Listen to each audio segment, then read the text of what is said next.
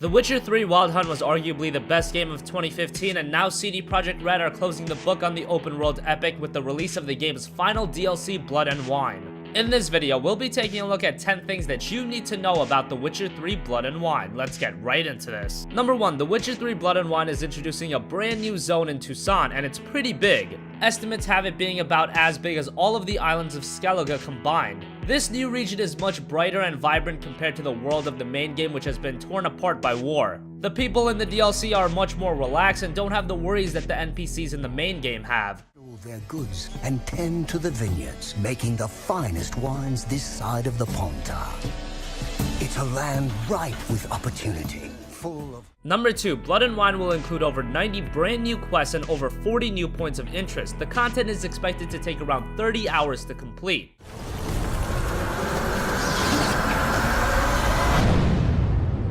Well, I think it's time I told you a story.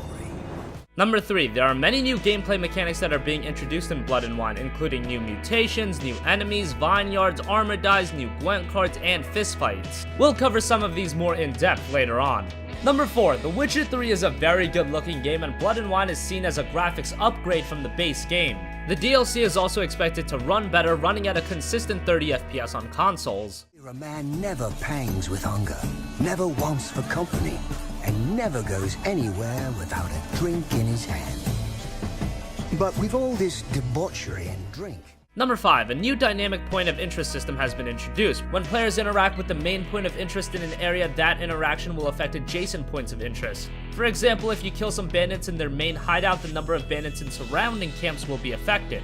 Number 6, 12 new mutations have been added. For example, enemies that are knocked back by R to freeze and die instantly, instead of dying the player is healed and gets a damage immunity. Enemies that are killed with a critical hit from a sign explode. Number 7, the user interface has been redesigned. It's much more organized now because of its greater use of space. Information is presented in a much better format using every inch of the screen it can. Number 8, there is a new armor dye mechanic. Every single piece of Witcher gear can have its color changed with new dyes. Dyes can be found from dropped loot, bought from the new dye merchant, and crafted with recipes and ingredients found around the world. Dyes are only found in the Blood and Wine's new zone of Toussaint. Along with the armor dye, 100 new pieces of armor have been added, which include new Witcher armor sets.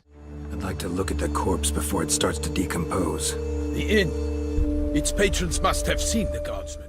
Number 9, for the Blood and Wine, CD Projekt Red had over 14,000 new lines of dialogue recorded. In comparison to The Witcher 3's last DLC, Hearts of Stones, that only had 6,000 lines recorded. Toussaint, the land of love and wine. Exactly how I remembered it.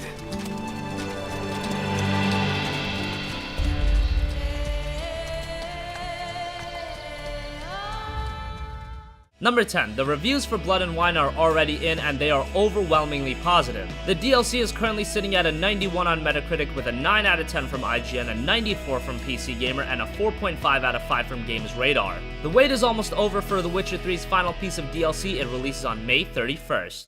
Artystów. Przecież tu są i tam jest festiwal wina. Tam się wszyscy cieszą. Jest to prześliczny port.